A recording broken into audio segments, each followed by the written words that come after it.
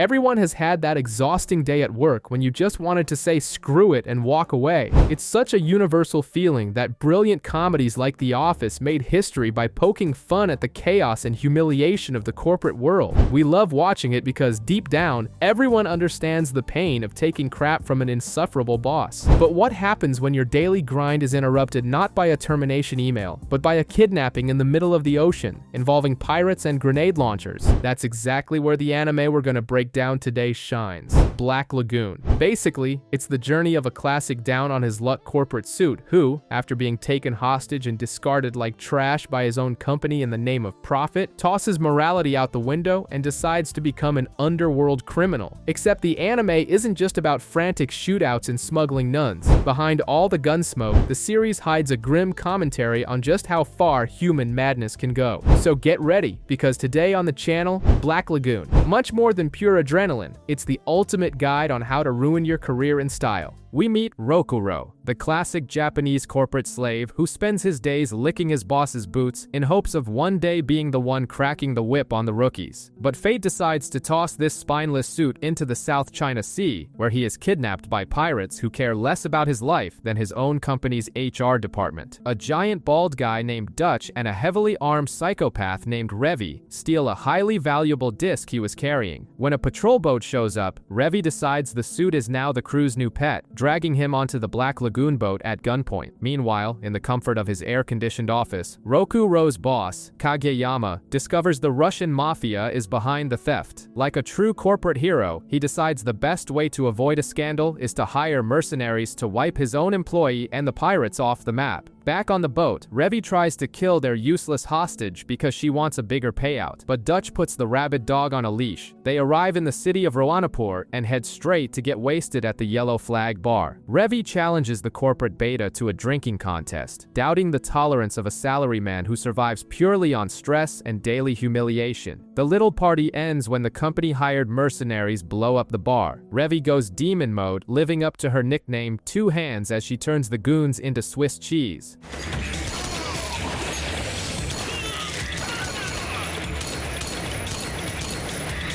She's smiling. The bar owner freaks out and threatens to sew Revi's bottom hole shut and make a new one in her head to pay for the damages, proving that customer service around here is truly one of a kind. They flee in a car, but the protagonist's humiliation hits its peak when he takes a call from his own boss. Kageyama confesses the disc contains nuclear weapon blueprints and tells Rokuro to be a good employee and die quietly for the sake of the company, promising him a beautiful floral wreath for his funeral. A gunship helicopter shows up to finish the job. Revi tries to force Rokuro to fight back by shoving a rifle into his hands, but the suit finally snaps completely, vomits up his own dignity, and chucks the wildly expensive gun into the sea while screaming like a grounded teenager. While the suit cries on the boat, chucking expensive weaponry into the ocean, his boss back in Japan sips champagne and gets philosophical about the sunrise, proving that corporate psychopathy knows no bounds. The mercenary gunship chases the Black Lagoon mercilessly, firing non-stop until they corner our smugglers in a narrow river choked with rocks and mangroves. The chopper pilot decides to play with his food and hovers, waiting for them to turn back. Panic hits so hard that the former salaryman suggests calling the local cops, earning a well-deserved punch in the mouth from Dutch to reboot his brain. But the smack works miracles, and the protagonist is suddenly possessed by the spirit of a getaway driver. He pitches the stupidest plan ever conceived by mankind, playing a game of chicken against a heavily armed gunship using a sunken ship as a jump ramp.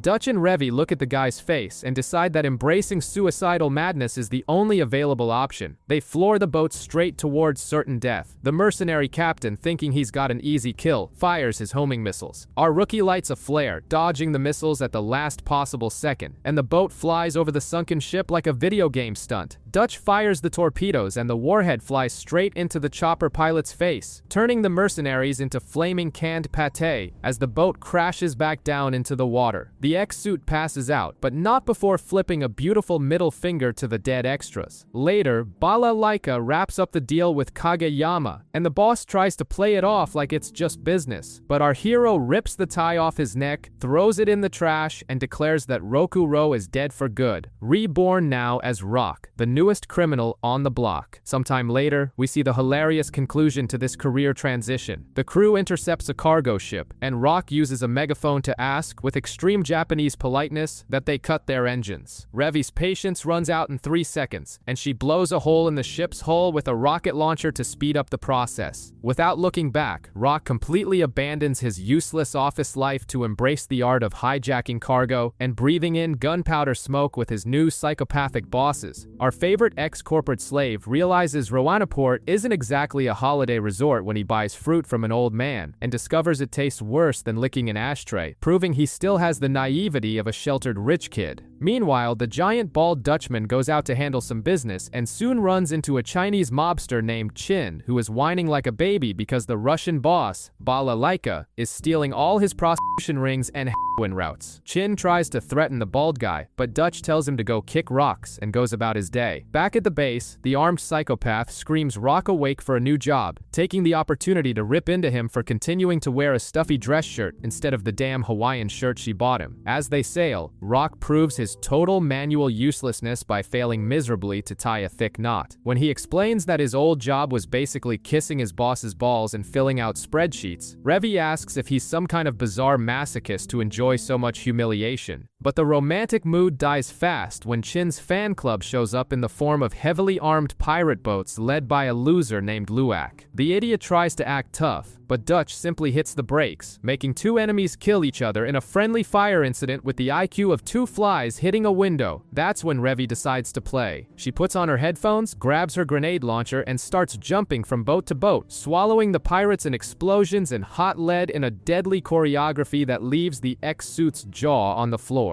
Luak tries to flee with his tail between his legs, but Revi sends his boat to Kingdom Come with a single casual shot.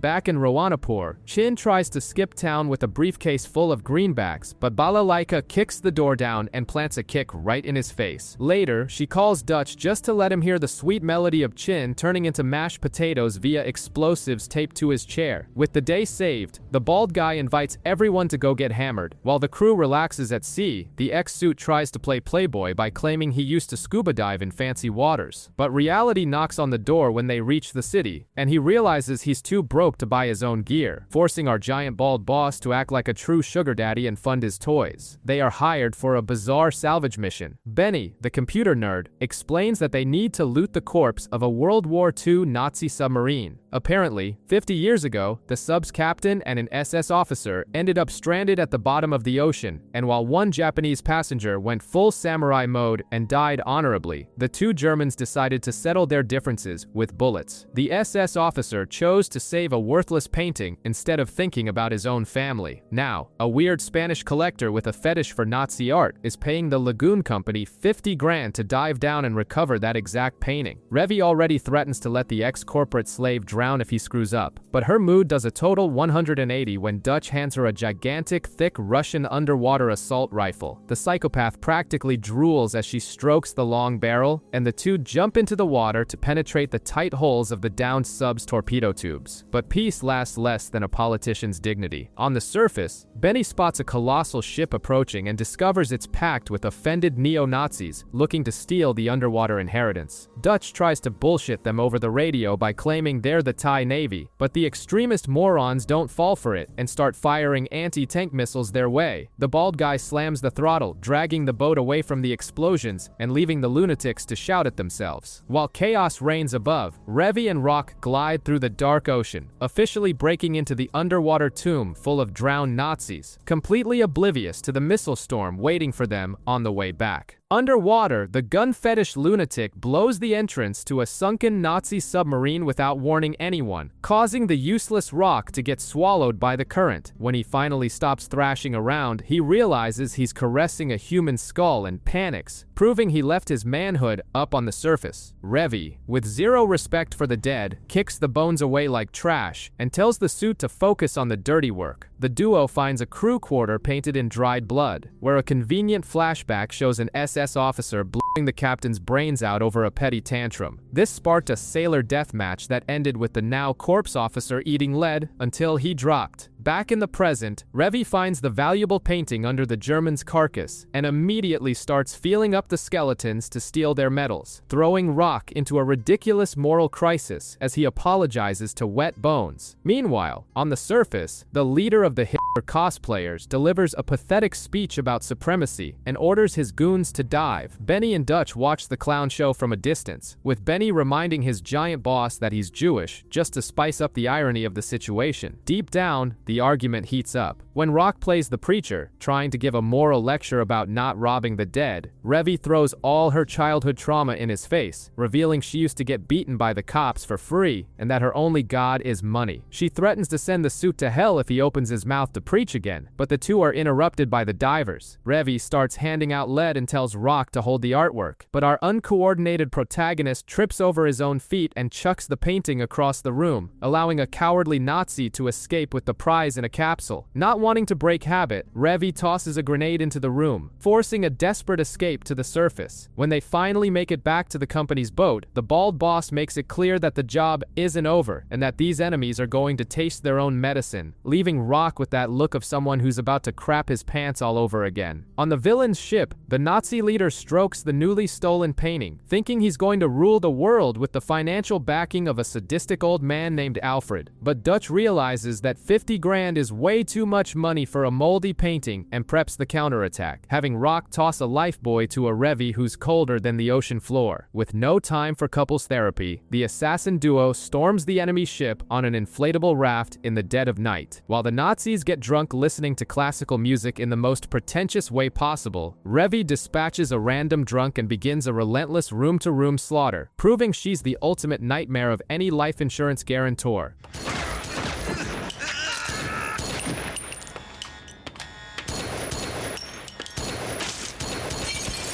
Far away, Rock and Benny drink on their own boat, openly embracing their roles as wimps who are no good at pulling a trigger. Back on the ship, a coward Nazi tries to mount a machine gun to play hero, but Revi punches a hole through his chest before he can finish, turning the grenade he was holding into an explosive suppository. Dutch joins the party too, wiping out an entire squad without breaking a sweat on his bald head and going after the boss. Revi's madness peaks when she decides to shoot a crying civilian sailor in the knee, forcing her boss to step in. The two psychopaths nearly kill each other right then and there over a lack of anger management, but they decide to take it out by shooting the extras attempting a pathetic ambush. Revi then crosses paths with the substitute captain, a clown who tries to deliver a villainous monologue about how special his little gun is. With her patience in the negatives, she completely ignores the TED Talk and puts a bullet in the blabbermouth's chest, finishing him off with a headshot just to guarantee the silence. In the main office, Dutch puts the financier Alfred on speakerphone and gets the full scoop. The painting hides fat bank accounts belonging to the old guard SS, and the current goons were used as pure cannon fodder. Rockman realizes he's been played for a sucker and throws a tantrum on the desk, but Revi walks in, tosses him an unloaded pistol, and bets the fake leader doesn't have the balls to kill himself. The idiot tries to shoot Dutch with the empty gun, and the duo immediately guns the guy down before heading back to sea. With the job done, Revi tells the boss there's no way she can be partners with the wimpy suit, since he'll never have the guts to get his little hands dirty with blood. Out in the middle of the ocean, a ship floats decorated with a lovely collection of corpses and bloody footprints, just to set that peace and love vibe. Meanwhile, in Roanapur, our recently kidnapped corporate salaryman Rock decides it's a great idea to test out his repertoire of dad jokes on the armed psychopath Revi while they drive. Naturally, she reacts with the patience of an Uber driver in rush hour traffic and wishes death upon Dutch for pairing them up on this useless errand boy mission. The first stop on this pathetic field trip is Rowan's club. He gets all excited thinking Revi came back to tie people up in his BDSM show. After she refuses to show off her rope skills again, they head out to see the Russian mafia boss, Bala Laika, who is bored to death watching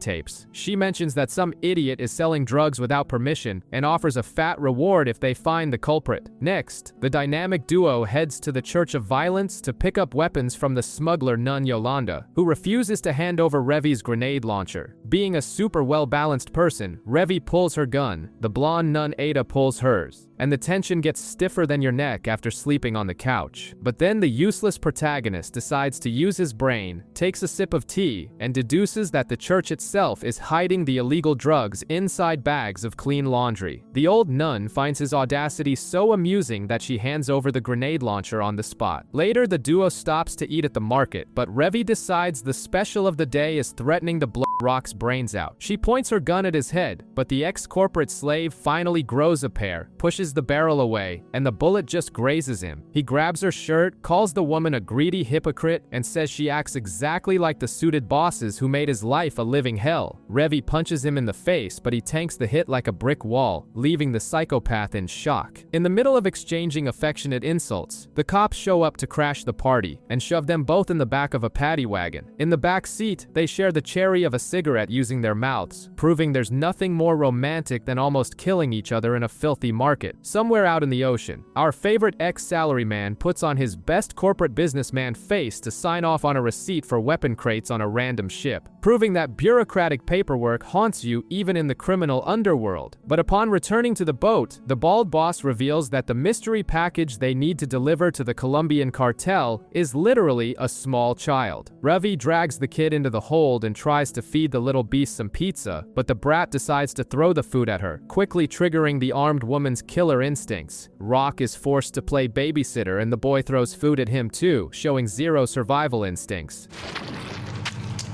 Maybe it's too much to ask, but could you stop throwing food at me? You can't fool me. Santa Maria sees right through your friendly talk. The arrogant brat introduces himself as Garcia Lovelace, the heir to a noble South American family, and swears he isn't worried because his dad is going to save his skin. Rock thinks the kid has a future writing fanfiction, but Garcia reveals the mafia kidnapped him because his dad refused to hand over the family's lands, which are loaded with valuable rare minerals. After a highly specific canine knowledge test, Rock realizes the brat is telling the truth. Worried by the fact that the lying cartel hasn't asked for a ransom, the useless protagonist warns the crew. Bald Dutch calls Balalaika to ask for an informal life insurance policy, and she confirms things are about to get real ugly. When Rock mentions that the boy's family is bankrupt and can only afford a single maid, Revy almost chokes laughing at the thought of a cleaning lady traveling the world to rescue the crybaby. Ironically, a Hispanic maid with a 1,000-yard stare of someone who's committed war crimes steps foot in Roanapur, politely asking where to find the Colombians and ignoring all warnings that the place is a snake pit. The woman walks into the Yellow Flag bar, asks the annoyed bartender for a glass of milk, and takes a beer shower to the face without blinking. Garcia wakes up from his sweet dream straight into the nightmare of being in the back seat of a kidnapper's car. While the kid analyzes the city and concludes the place is an open-air dump, Revy makes fun of the protagonist, asking if he misses his mommy just like you crying in the shower after work. Arriving at the Yellow Flag bar, the crew comes face to face with the cartel morons laughing in Roberta's face, but the Mary Poppins on steroids draws her umbrella and blows away the first sucker. The guys fire back in a panic, but she simply opens the bulletproof accessory and starts decimating the entire bar without even wrinkling her maid outfit. While the bar owner cries under the table calculating the thousands of dollars in damages, our useless group creeps toward the exit. Revy uses Garcia as a hostage, but Roberta doesn't give a damn about ultimatums. She fires a grenade at the pirate and blasts her against the wall, putting the girl to sleep faster than horse tranquilizers. The cartel boss spills his guts and reveals that the docile maid is actually the bloodhound of Florencia, a terrorist with a massive bounty on her head. In response, Roberta lifts her skirt to show off her real little surprise, dropping a rain of grenades that turns the whole bar into a Colombian BBQ. The crew books it to their car at top speed, but the maid emerges from the fire with her hair standing on end, steals a vehicle, and starts hunting the group in peak Terminator style, while the Russian mafia boss listens to the mess over the phone and mobilizes her army to intervene. The frantic chase continues. The bald leader shoots out Roberta's radiator thinking he's won, but the T-1000 in a skirt drops from a roof using another car, crushes their vehicle, and hangs onto the back with a trench knife. With the psycho maid hanging off the car like a rabid tick, the bald leader empties his gun trying to hit the woman, but the driver pulls a maneuver worthy of someone who bought their license and smashes the vehicle into a shipping container. The brutal impact finally wakes Revy from her beauty sleep. and upon realizing the hellish Mary Poppins is still breathing, she gets out of the car drooling for an underground cockfight. The two women sprint across the docks, unloading lead into each other until they run dry, devolving into a brutal hand-to-hand brawl on the filthy ground. Right as the tension hits its peak of fury, the floodlights flick on and the Soviet party crasher Balalaika appears with her elite snipers, revealing she's already blown up the cartel's entire base as a consolation prize. She makes a point of exposing the maid's dirty resume, revealing that the harmless caretaker is an ex-guerrilla who collects brutal assassinations and bombings. The kid starts crying, ignoring the woman's bloody past and stating that she is his family now. Even with the Russian officially declaring the beef over, Revi puts her foot down, demanding to settle their differences with fists. The maid gladly accepts, points out that the pirate's shoelace is untied, and when Revi falls for the oldest trick in the kindergarten book, she eats a colossal uppercut straight to the chin. The protagonist tries to intervene using the power of friendship and morality, but gets a double verbal beatdown from the enraged beasts. After punching the soul out of each other to the point of exhaustion, they both land a final hit to the face and collapse to the ground, forcing Balalaika to declare a technical draw to the general boredom of the nation. Damn you! Take this, bitch!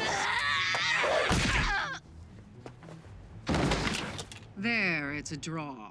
The spoiled kid rescues his terrorist nanny, demanding his fake glasses back, and the elite Russian soldiers who eat bears for breakfast escort them both to the airport, while the bald guy throws a bucket of cold water to wake up the humiliated pirate. The protagonist philosophically reflects on how everyone there is knee-deep in sewer mud, proving he still has a lot to learn before becoming a real criminal. An explosion rocks the city while our suit-wearing protagonist wakes up a hungover psychopath in the middle of the dump she calls a bedroom. Triad boss Mr. Chang invades the Lagoon Company office asking for a cup of coffee, revealing that Islamic terrorists blew up his base because he refused to hand over some top-secret documents. Now he wants to outsource the problem and orders the pirates to deliver the paperwork to a military base. Before Dutch can turn down the job, a rocket smashes through the window. Revi and Chang decide the best response to an RPG to the face is jumping into the hallway with 2 pistols each and putting on a choreographed massacre. They turn the terrorists into Swiss cheese while exchanging sweet compliments about who paints the walls with more blood, leaving Dutch, Benny, and Rock just running after them like 3 lost children. Meanwhile, the masterminds of the terrorist group, Ibraha, and a fugitive Japanese communist named Takenaka plan the attack. Takenaka strolls through the airport disguised as a tourist and bumps into a family man, flashing that fake smile of someone with a criminal record thicker than a dictionary. The Lagoon crew splits up, and Revi and Rock arrive on the island of Basilan. They find Takenaka pretending to be the friendly mission contact. Revi tries to play the smartass by demanding the secret password, but Takenaka draws his gun faster, throws the useless suit into the trunk, and bails. Frustrated at losing her pet mascot, Revi hitches a ride with the getaway team. Shenhua, a Taiwanese assassin armed with knives who speaks worse English than a drunk machine translator, and Lagarch, an Irish getaway driver stuffed to the gills with illicit substances. Revi demands they attack the enemy camp yesterday. When Shenhua puts a blade to her throat, refusing the order, the American psychopath doesn't even blink, warning them that if they don't get the briefcase back, the Triad boss will take a nutcracker to their junk. Deep in the jungle, Takenaka tries to squeeze information out of our useless protagonist by asking about train stations in Japan and whining about his failed communist revolution. The terrorist is outraged that a former corporate slave joined organized crime, while Ibraha flips out, wanting to put a bullet in the hostage once and for all. But therapy time is over when Revi and the Taiwanese slicer invade the camp handing out lead and blades. Shenhua skewers a henchman like a cheap meat kebab, and Revi busts down the door using a fresh corpse. They rescue the weeping suit and jump into the getaway jeep, where Lagarch is so baked on weed he thinks Jimi Hendrix told him to fight Klingons. The stoner shifts gears and drives straight into the middle of the enemy army, forcing Revi and Shenhua to chop up the terrorist horde while the car makes a run for it. Shenhua swings her rope-tied sword, decapitating scumbags and painting the windshield red, while Revi mops up the rest with bullets. Enraged, Ibraha demands his men chase the pirates to hell to avenge his dead son, refusing to fall back. Realizing his partner has completely lost his mind, Takenaka solves the human resources problem with a friendly shot to his chest, ordering an immediate retreat for the survivors. At the CIA rendezvous point, the American agents ask for the documents. Rock goes into full panic mode, realizing he left the briefcase at the hideout like an absolute brain-dead animal. But Revy saves the day by reaching down her sweaty cleavage and pulling out the nasty paperwork, slapping the hot, damp documents into the agent's hand. The government guy ignores the peculiar smell, warns her that he knows all about the psychopath's rap sheet, and takes off in the chopper. Rock tries to thank his savior, but only gets a punch to the head and the promise that the rescue fee is coming straight out of his miserable paycheck. One more thing.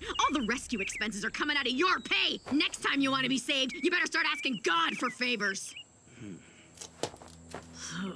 Normal kids play at the park, but Roanapur's twisted twins would rather discuss bizarre things in the dead of night before shooting up a bar full of useless extras. At the rainy Lagoon office, the protagonist finds out Balalaika canceled their meeting because someone is playing target practice with her men. To sort out the beef, the entire mafia holds a town hall meeting. Balalaika is smoking pure hatred and trading barbs with the phony Italian leader Verrocchio, while the suited mafioso Chang tries to keep the peace, confessing his henchmen also got whacked. While the gun-toting nun Ada shows up at the bar looking to get wasted and hunt down the $50,000 bounty, Balalaika visits the crime scene. The corrupt police chief explains that the killer twins sliced up one Russian, crippled the other, and tossed him in the trunk like a bag of groceries. The Russian woman reminisces about her days killing in Afghanistan and decides to unleash her squad of veteran killers to paint the town red. Back at their hideout, the Brat's Italian sponsors almost puke when they see the two of them there, while the protagonist looks at a Dracula magazine and pulls the genius conclusion out of thin air that the kids speak Romanian and seem like vampires. The twins decide to unwind after a long day with a nice hot bath. The psychopathic brats decide to swap identities by passing a wig back and forth. Meanwhile, Balalaika uncovers these brats' past after spending hours in the dead of night digging through a nightclub owner's belongings. She learns that the twins are Romanian orphans who never had a chance at a healthy home. With the full rap sheet in hand, the Russian meets the mafioso Chang on a super romantic harbor date and reveals that the idiot Verrocchio hired the little demons. Chang agrees to crush the Italians, proving that true friendship is built on bloodbaths. At the suit's office, Verrocchio is foaming at the mouth because the brats still haven't killed the Russian, but the twins burst into the room, announce they want to eat pasta, and turn the mafia boss into a human sieve. Chang almost catches a complimentary bullet on his way out, but survives with his overpowered Asian flair while the city descends into chaos. Brain-dead bounty hunters blow up a dark-colored car, thinking the twins are inside, but end up killing only civilians. The Russian veterans start cornering the kids like rats, but the mercenary nun Ada intercepts the two in an alley. The little girl pulls out $150,000 blood-stained dollars and throws it in the nun's face to buy their escape. Ada drools over the cash, but Revy cocks her guns and warns she's taking the bounty, the bribe, and the brats' lives as a tip. Balalaika, who has zero time for female bonding, simply orders her soldiers to crush them both if they get in the way of her revenge. Gretel tries to bribe our favorite sociopathic duo with 150 grand, but Revy and Ada respond with a shower of lead, proving diplomacy isn't their strong suit. The little party is quickly crashed by Balalaika's private army, who show up machine gunning everything in sight. The twins decide to split up to try and give the Russians the slip. Gretel slides into the sewer, her natural habitat, while Hansel thinks it's a genius idea to play hide-and-seek with Soviet war veterans. Meanwhile, Revy and Ada bicker like two Avon ladies who lost their monthly commission, but Gretel pops out of the shadows, sticks a hand cannon to the back of the counterfeit nun's neck, and demands a getaway driver yesterday. On the other end, Hansel tries to play the intimidating psychopath with Balalaika near a fountain, describing in rich detail how he slapped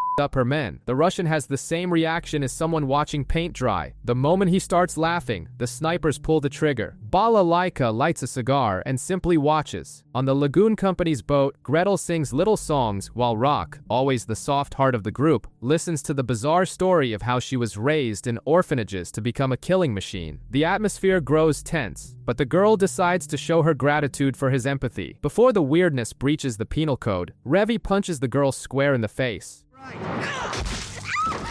Well, well, I guess even a little demon like you has red blood.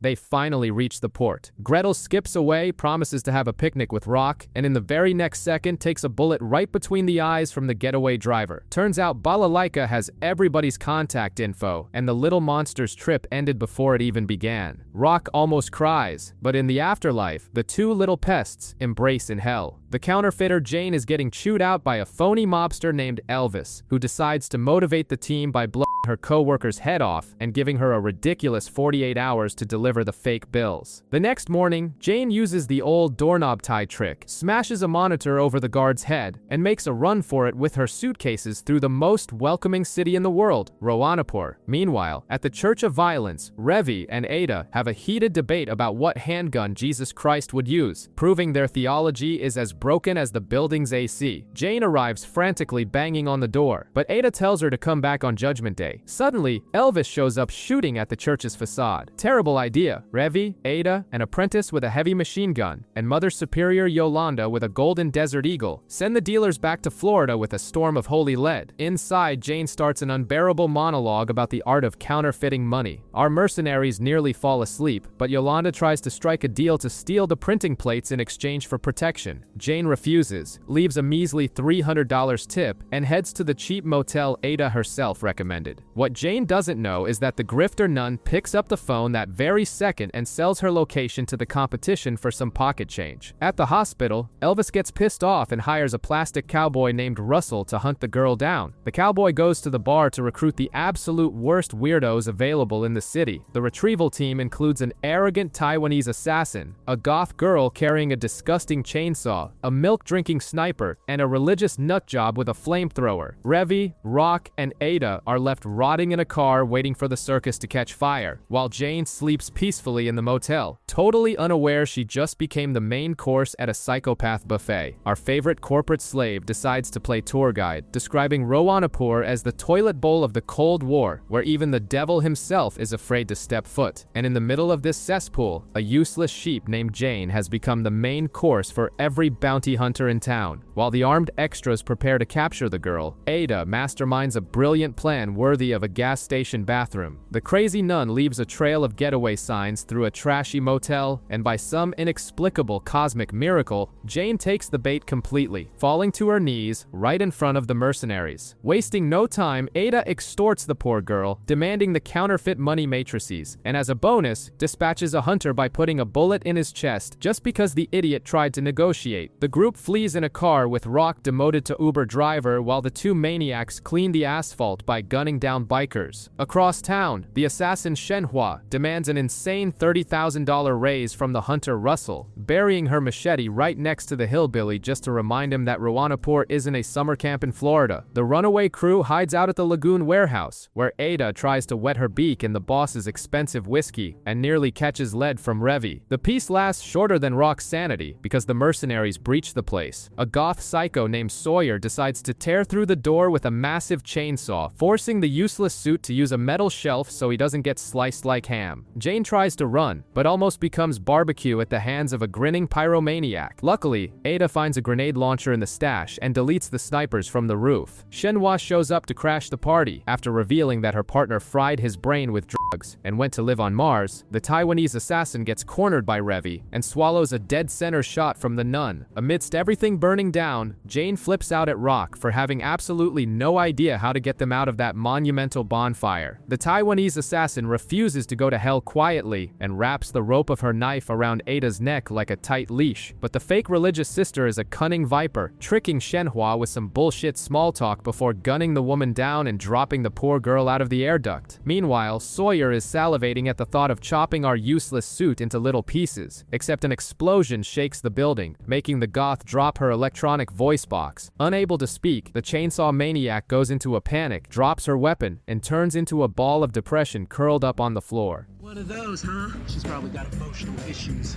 I've run into these types before. Very unpredictable. The roof starts caving in, and a caped clown named Lawton tries to make an epic entrance by delivering a speech, but Revi shoots him mid-sentence without even blinking. Dutch finally shows up with the boat, and our gang leaps to safety, but a horde of mercenaries insists on hitching a ride. Revi and Dutch decide to treat the boat like a roller coaster, pulling violent maneuvers to vomit the invaders into the sea. Revi goes as far as sinking a hammer into some idiot's face before going off to play with the pyromaniac. Deep in the boat, Jane has a nervous breakdown because her money matrices are locked behind a firewall on the internet. That's when Benny steps in, hacking an impenetrable military system and downloading the files in seconds. The nerd gets his prize when the counterfeiter grabs him and skins the guy's mouth in a savage kiss to celebrate the victory. On deck, the flamethrower freak is busy talking shit right before Revy puts a bullet through his fuel tank, turning the idiot into a human fireworks show. In the engine room, Russell confesses he remembers seeing Ada rubbing shoulders with American politicians in Washington. Realizing the hillbilly has way too good of a memory, Ada admits her true home is the CIA and rewards the pawn with a bullet hole in his forehead. The nun heads up to the deck, stealing the dead man's hat, exactly as the sun rises to illuminate the trail of wonderful corpses they left behind. Our favorite ex-corporate slave arrives in Tokyo and immediately calls his pet hacker, while Revy cries her eyes out over having to hold a tiny Tokarev instead of satisfying herself with her 2 giant handguns. Meanwhile, the most terrifying Russian on the planet, Balalaika, sits down to negotiate an alliance with Yakuza boss Bando. To show she's not there to play games, she uses Soviet diplomacy and simply orders a rival club to be blown up as if it were a business card. Strolling through a New Year's festival, Revy becomes the terror of the shooting galleries. When the owner refuses to hand over her prize, the psychopath nearly turns the festival into a bloodbath, but a giant bruiser named Ginji and a straight-A schoolgirl named Yukio appear out of nowhere to break up the mess. After this public embarrassment, Rock reveals that Revy is only there to be his armed babysitter while he translates the Kingpin's carnage. In another corner of the city, Balalaika skins the face of the useless Russian branch leader on the table, making it crystal clear she has zero patience for incompetent ex-KGB agents. Trying to recruit a living legend of the underworld, Bando begs Ginji to pick up his sword and go back to slicing people up for the mob, but the guy refuses to return to the slaughterhouse. Revy, on the other hand, finds her true calling in a playground full of kids. When the brats shoot at her with toy guns, the gunslinger decides to teach them how a real corpse drops after being perforated, traumatizing the youngsters forever. And Coward Rock keeps running from his own family, pretending they're not home so he can keep clinging to the international criminal life, proving you're not the only one who spends their life disappointing their parents. The Russian cleanup crew keeps wiping the floor with their enemies, and Balalaika schedules the next strategic meeting in Tokyo's most corporate environment, a strip club. Bando tries to ask for a pause in the carnage, but Balalaika laughs in his face and warns him she's going to suffocate the competition until they run out of oxygen, proving she's the one who makes the rules in this dirty game. At the back of the room, a suicidal idiot named Chaka decides that flirting with Revy is a genius idea. He ignores the assassin's ashtray breath, and when Rock tries to play the protective hero, Chaka fills the translator's stomach with kicks. Revy almost sends the suit to hell, but the beef is squashed before the massacre. Desperate regarding his partner's built-up fury, Rock calls the underground courier and begs for her massive pistols to be sent ASAP. As fate would have it, Rock bumps into the schoolgirl Yukio at a cafe, and the two start philosophizing about how humans are like dice being rolled into their own doom. The big problem is that Yukio discovers our hero's criminal ties right when things get tight at her house, as the rival council demands an immediate successor for the Washimine family. Trying to play the lone vigilante, Bando goes after Balalaika, armed with a dagger. In a glimpse straight out of Rock's nightmares, we see the Russian dodge the attack before treating the Yakuza to a neck massage so intense it snaps his spine for good, returning the dead man's body in a fancy suitcase. With the boss in a coffin and out of options, the philosophy-reading nerd decides she's tired of being a background character. Yukio says screw it, embraces the darkness, and takes over leadership of the Washimine mob, while the giant Ginji drops to his knees and promises to slice up anyone who crosses paths with his new crime queen. Chief Lieutenant of the Washimine family,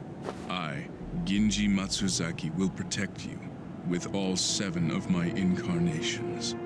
Being pulled back into the past in the Soviet Union, we see a young Balalaika dreaming of the Olympics to clear her daddy's honor until she's thrown into Afghanistan, where she starts dishing out heavy lead into the heads of extras with her giant rifle. But then communism falls, she loses her military rank, and ends up in absolute poverty watching some random American win gold on TV, while her henchmen swear eternal loyalty to their new mafia queen. Fast forwarding to Japan, the Russian now focuses her fury on the Yakuza, where the nerd Yukio has just been elected the new leader of the Washimi-ne group. The schoolgirl is picked up at school by a convoy of Mercedes full of mobsters, leaving her friend crying on the asphalt while she cries in the back seat just like you when your Uber takes the wrong route home. On his first official mission, the human meat slicer Ginji pays a visit to a Russian bar, completely ignores enemy bullets, turns everyone into stroganoff, and rips the cowardly boss's head off just for kicks. Meanwhile, Revi finally gets her big guns back and sends a beautiful middle finger to the whining smuggler. Rock activates his white knight complex and decides he needs to save the schoolgirl from the underworld. Revi tries to warn him that the girl has already embraced the darkness, but gives up trying to use logic with her pet mascot and agrees to tag along. The problem is that the walking garbage dump named Chaka decides to stage a coup at Yukio's house, filling old man Yoshida full of holes and kidnapping the little girl to do God knows what. When Rock and Revi arrive at the crime scene, they run face to face with Ginji and almost start a bloodbath right then and there. Instead, Rock uses his incredible power of persuasion to form the most chaotic rescue throuple in Japan. Revi busts into a car on the street, blasts some heavy rock to blow out the speakers, and the group speeds straight to the local bowling alley to ruin the traitor's night. Down at the bowling alley, the wannabe villain Chaka tries to terrorize Yukio, but the rescue squad simply plows through the bouncers at the door. Ginji feels a bloodthirsty rage seeing his young boss held hostage and decides it's time to open the butcher shop early. Revi starts putting holes in everyone with her cutlasses while Ginji slices the goons in half, creating a bloodbath so beautiful that the mobsters lose the will to live. Chaka uses his own men as meat shields and attempts a dramatic escape down the escalator, but slips on the soapy floor like a cartoon character and takes a brutal hit to the face with a bowling pin, courtesy of Rock. Revi amuses herself by torturing some poor bastard in English before sending him to hell, clearing the rest of the building like the boogeyman hunting kids. When Chaka is finally cornered, the moron demands a Western-style duel and even has the audacity to ask to sleep with Revi. She answers with a flying kick right to the face and a brutal stomp square in the nuts, laughing at the loser before leaving him as a gift for the samurai. At the edge of the pool, Chaka fires in panic, but Ginji simply slices the damn bullet in midair, severs both of the clown's hands, and shoves the useless bastard into the water, leaving him to flail around armless until he slowly drowns. Away from the carnage, in the locker room, Rock tries to spew his white knight speech, but gets the biggest moral smackdown of his life. Yukio spits in his face that she chose to sit in the leader's chair to protect her own flock, humiliating the former suit by calling him a hypocrite trapped in the twilight. He's neither a criminal nor a civilian, just an underworld tourist trying to save others to stroke his own broken ego. Rock swallows the truth and shuts the hell up. The group splits up outside with Yukio telling Rock to go to hell, while Bala Laika sips her morning coffee and gives the order to wipe out the rest of the Yakuza with a healthy dose of Soviet explosives. Bala Laika's Russian militia wakes up thirsty for blood and turns the Washimi-ne members into Swiss cheese using electrician vans. While the cannon fodder drops dead, the Yakuza princess Yukio and her bodyguard Ginji realize their army has been ground to dust. Instead of crying, the schoolgirl puts on a ski mask, robs a bank, and makes her getaway in a van identical to the Russians, playing real-life GTA to try and shake the cops and pin the blame on the foreigners.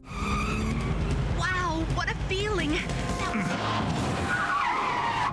This is even more fun. Far away, Dutch and Benny celebrate the fact that Rock doesn't touch weapons, knowing the useless guy would accidentally shoot himself in the face and the bullets would still ricochet off the wall. But the protagonist decides to make up for his lack of aim with an excess of sheer stupidity. During a meeting in the parking garage, he begs Russian mommy Balalaika to spare the schoolgirl Yakuza. Balalaika finds his hypocrisy so pathetic that she slams his fragile little body onto the hood of a car and shoves a gun in the suit's face. Revi draws her pistol to defend her pet, and the tension gets tighter than a bungee cord. Rock blurts out that saving people is just his own personal fetish, making Balalaika roar with laughter at the closeted sociopathy of the former corporate slave before holstering her gun and walking away. Revi tears into the suicidal protagonist, but he claims he's already dead inside, fully embracing his new emo persona with no turning back. To blow off some steam, the pirate bumps into a bunch of brats at the park and decides to put on a little show. She pulls out her massive massive, gleaming custom Beretta and spews lead into some tin cans, leaving the kids completely terrified by the size of her piece. Meanwhile, Ginji hands a thick, heavy Russian Stechkin pistol to Yukio, who finally gets ready to play with real danger. Ginji sharpens his sword, actually thinking he can take on the entire Soviet army, while Rock has the brilliant idea of asking Balalaika to annihilate Yukio's faction once and for all, proving his savior complex is purely destructive. At the meeting with the other mobsters, Balalaika acts like the firearms fashion police. She grabs the dinky pistol from the rival boss's bodyguard, calls the gun pathetic trash, and deeply offended by such bad taste, Blue's boss Kosa's brains out right then and there. When the Japanese police try to intervene, the Russian simply rubs her diplomatic immunity in their faces and walks away in untouchable luxury. Revi shows up on a motorcycle to rescue her favorite dead weight, but Yukio runs them both over with a school van and kidnaps the suit to use as a human shield. Refusing to lose her pet, Revi steals a massive truck and forces the Yakuza brat to pull over by the docks. It's time for the final duel, with Ginji drawing his sword to slice through the pirate's hot lead. The samurai cuts the bullets in mid-air like a generic ninja, but when Rock opens his mouth to trigger an existential crisis in Yukio about returning to a normal life, Ginji makes the fatal mistake of hesitating. Revi doesn't waste a second. Even with an injured leg, she finishes the swordsman off with a lethal shot, proving that sharp anime metal can't beat good old Western gunpowder. Seeing her bodyguard laid out and realizing her criminal life was an absolute failure, Yukio takes the sword and shoves it into her own neck, traumatizing Rock as a bonus. Back in the cesspool of Roanapur, Rock finally accepts his place in the underworld, gazing out over the corrupted city. At the church, the crime nun corners Revi, asking if she finally emptied the suit's load in Japan, making the pirate pull her gun, blushing bright red to hide her terrible sexual frustration. In the jungles of Vietnam in '69, an American soldier named Caxton decides to play hero by protecting a little girl and gunning down his own scumbag squadmate. 26 years later, in Venezuela, Caxton and his crew of government puppets blow up a political rally, sending Roberta's boss, old man Diego Lovelace, sky high. At the funeral, little Garcia cries, burying his face in Roberta's chest, asking what his father did to deserve being turned into barbecue. The former FARC terrorist smashes a bathroom mirror, swearing to become a rabid hound again to slaughter the mutts who killed her master. While Caxton's gang arrives in Asia reeking of NSA conspiracy, Rock tries to play diplomat in Roanapur and gets his wallet swiped by a street kid. Revi gets the leather back and throws it in the useless suit's face, reminding him that his habit of trying to save everyone always ends up with piled up corpses, just like the Romanian twins and the skeletons in the Nazi sub. At the Yellow Flag bar, the Colombian cartel thinks they're in for a quiet night until a loli in a maid outfit walks through the door. It's Fabiola Iglesias, the mini version of the killing machine. When some cartel idiot tries to grab the girl, she whips out a blade hidden in her shoe and turns the poor bastard's balls into mashed potatoes. Revi nudges a bottle to add fuel to the fire, and Fabiola pulls out dual shotguns, dancing through the bar and tossing a grenade that flips the cartel's car like a plastic toy.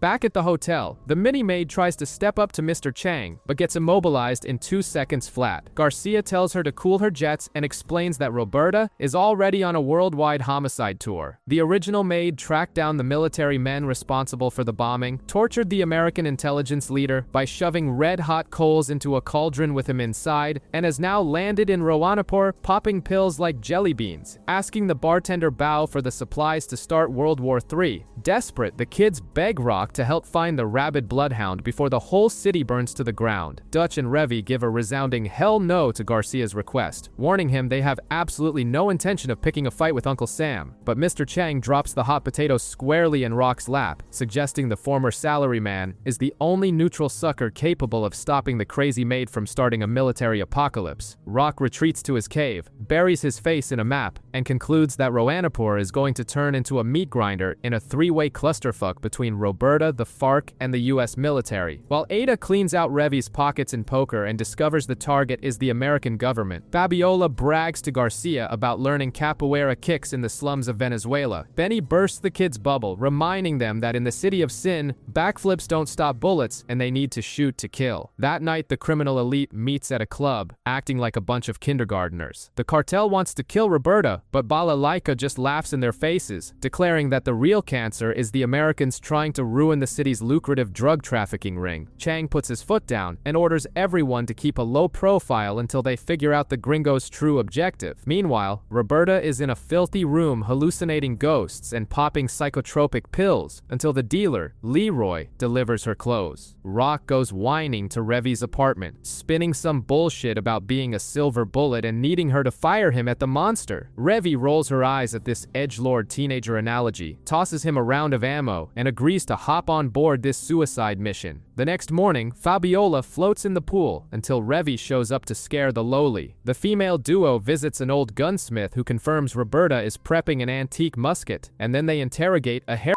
junkie, with Revi kicking the idiot's drug spoon away to pry out the information that Leroy is the contact. At the same time, Ada uses a voice scrambler in the confessional to blackmail Chang, revealing that the Americans from the Gray Fox unit came to kidnap a drug lord general, threatening to crush the Chinese cartel with the full weight of the United States government. Revi shoves the barrel of her gun against Richie Leroy's head, proving that the best negotiation tactic always involves the imminent threat of death and a healthy dose of psychological terror. The information broker miraculously gets his memory back and spills Roberta's location, who apparently decided to spend her vacation in an underground bunker left over from the war. Rock slams on the gas like he's running from his own loan shark, nearly sending a pedestrian to the afterlife in the process. Fabiola is more lost than a colorblind kid with a Rubik's Cube, but Rock assures her they're on the right track to the slaughterhouse. Meanwhile, at the hotel, NSA agent Will hands Captain Caxton a little letter from the general, warning him that the entire neighborhood has cleared out and their phones are tapped. FARC, mercenaries, and the US military are secretly setting up a massive lead-spitting clusterfuck, and nobody wants to miss the party. Smelling the disaster brewing, Revi stops at a payphone to call in the cavalry. The call goes straight to Shenhua's shower, and she tries to pass on the gig until she hears the magic words involving Mr. Chang's fat triad payouts. Suddenly, the Taiwanese assassin is more eager to work than an heir opening a will. Back at the hotel, Bugsy Lance's useless goons cut the power, thinking they're being super stealthy. But before they can even touch the doorknob, Caxton's soldiers turn the wood into Swiss cheese with a hail of bullets, dispatching the crew to Hell's Lobby and setting off claymores as a bonus to ensure the hallways are thoroughly cleaned. When the Americans flee to the roof, the skirt-wearing Terminator herself, Roberta, spawns out of nowhere and starts mowing everyone down. Caxton has to drop a ninja smoke grenade just so his team can cross a makeshift bridge without becoming fertilizer. Rock's crew finally arrives to enjoy the chaos. Fabiola breathes a sigh of relief that Roberta is still breathing, while Rock hands a mysterious envelope to young Garcia, telling him to open it only when his brain completely short-circuits. Far from there, the crazy maid uses an iron bar to pole vault from one roof to another like an Olympic athlete, gunning down FARC extras without a second thought. In a filthy alley, Revi, Shenhua, and the chainsaw-wielding Sawyer continue taking out the trash. Revi decides to put a mercy bullet in the last survivor, which deeply offends the fragile morality of the mini-maid, Fabiola. The brat points her gun at Revi, begging to be sent to the grave, but Garcia steps in to stop her from becoming a statistic. With his ass comfortably parked in the car, Rock gets a call from Mr. Chang. The triad boss gives it to him straight, saying the brats are just pawns on a chessboard waiting to be sacrificed. Rock tells the mobster to go screw himself and earns a compliment from the guy, who confesses he's an ex-cop, which unfortunately explains a lot. In the middle of the alleyway maze, the mercs and the FARC guys bump into each other and start blasting out of sheer confusion. Revi uses a dumpster as a shield while unloading her fury, and Fabiola tries to escort Garcia, but runs into more guerrillas. That's when the useless Lawton the Wizard appears out of nowhere, reciting a cringeworthy poem about the blue sky and the moon to play the hero. The enemies are so embarrassed they don't even react when Sawyer simply guts them with her chainsaw.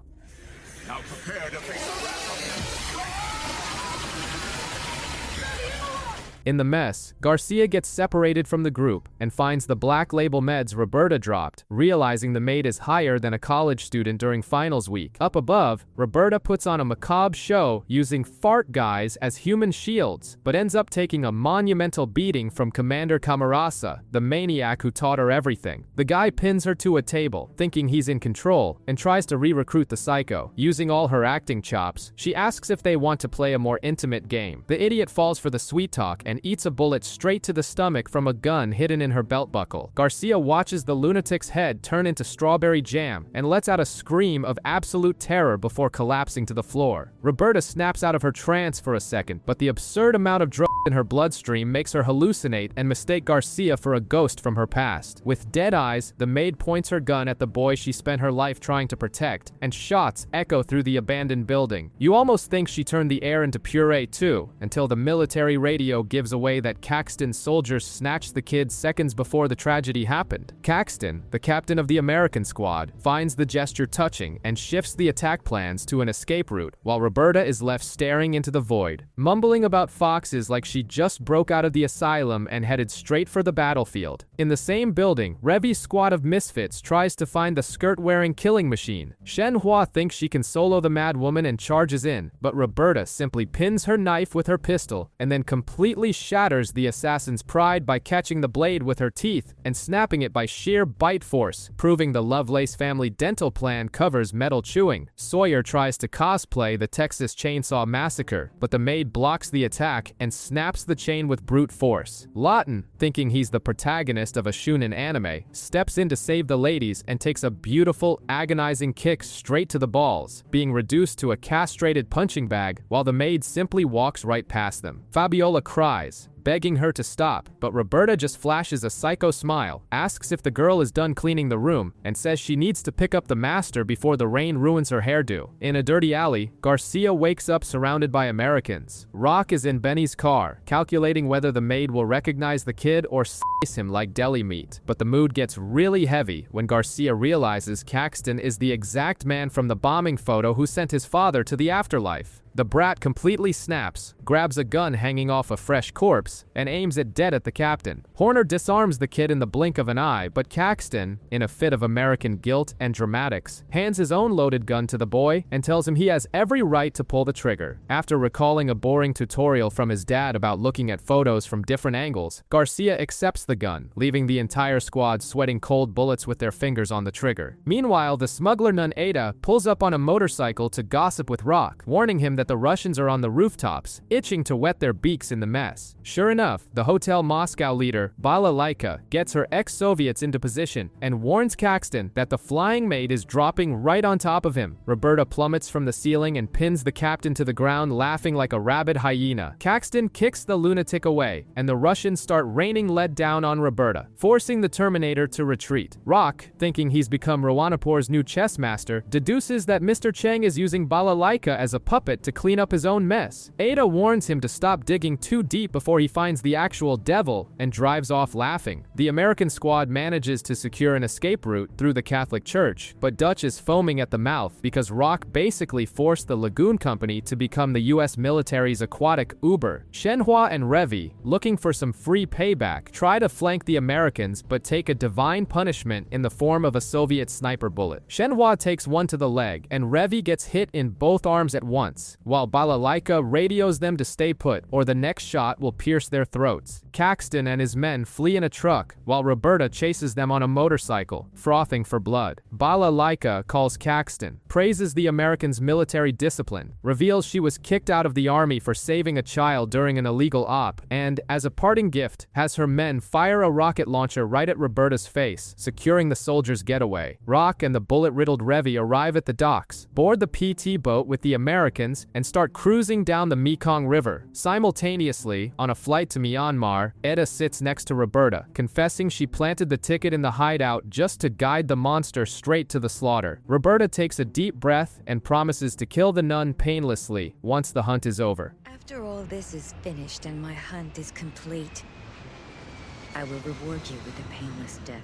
On the boat, Fabiola decides to give Revi an unsolicited therapy session, claiming the pirate idolizes Rock because he's the untouched flower garden she never had. Revi totally flips out at being read like an open book and shoves her gun in the brat's face. Far from this soap opera drama, Rock finds Garcia holding the American's gun and whispers that the kid and that piece of metal are the ultimate keys to the grand finale of this bloody mess. Our favorite suit, Rock, flashes a psycho smile at little Garcia, assuring him he's got a crazy master plan to put an end to this sick little game. Meanwhile, the half-meter-tall girl tries to humiliate the pirate by comparing her smile to a Day of the Dead skull, but Revy just laughs, stating that everyone on that damn boat already came from the underworld anyway. During the night, Garcia decides he's tired of being everybody's puppet, so he just throws himself into the dark water and drags Fabiola down with him for a splashing fight, proving he's still just a spoiled rich kid figuring out how to get his feet wet. Meanwhile, our hothead Revy is locked in a dark cabin, foaming with rage as she's haunted by sick flashbacks of her own childhood. The pirate remembers all the disgusting abuse she suffered and sending her own father to hell, cursing the mini-maid for bringing those rotten memories back to the surface. The boat pushes through the Mekong River Delta, and Captain Caxton has a tense chat with Garcia. The kid is holding the giant gun he got from the soldier, and Caxton places the blame squarely on his own chest for the death of the boy's father. On deck, Rock smokes his cigarette, acting like the Deep Web's Kira, flat out declaring that the Triad boss has already lost the bet. As soon as they hit the Golden Triangle, the American soldiers swallow their pride and head into the jungle on rubber Zodiacs. At the opium camp, the American squad finds their target, Shui Yan, tied up, while the Terminator disguised as a maid cuts the guy's ear off just for kicks. From then on, the jungle turns into Vietnam 2.0. Roberta appears hanging from the trees like a demonic bat, handing out heavy lead in the name of Santa Maria. The maniac eats a claymore explosion straight to the face, takes a bullet to the leg, loses 2 fingers on her right hand, throws the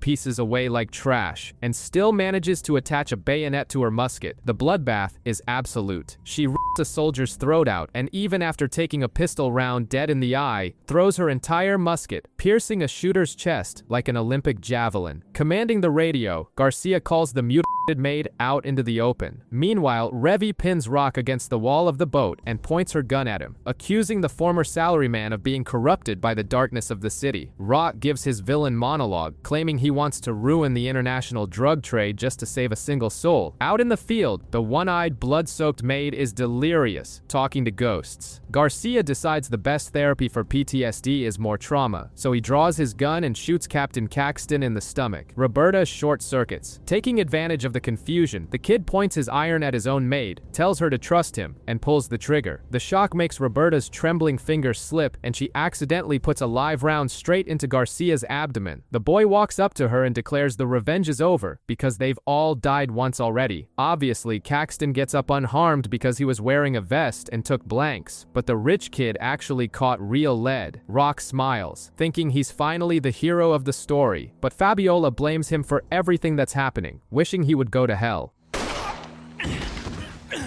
Your magic trick was nothing but a handful of fake brass bullets. Months later, the CIA hijacks the prisoner's jurisdiction, and Rock stands on the deck of the boat looking like he's at a funeral, realizing Roanapur is still the exact same shithole it always was, and he didn't save absolutely anyone. Revy tells him to stop looking for hope in a graveyard, while far away, a recovering one-eyed Roberta, missing pieces, tries to play house, and apologizes to the family of one of her victims, with Garcia faithfully planted right by her side.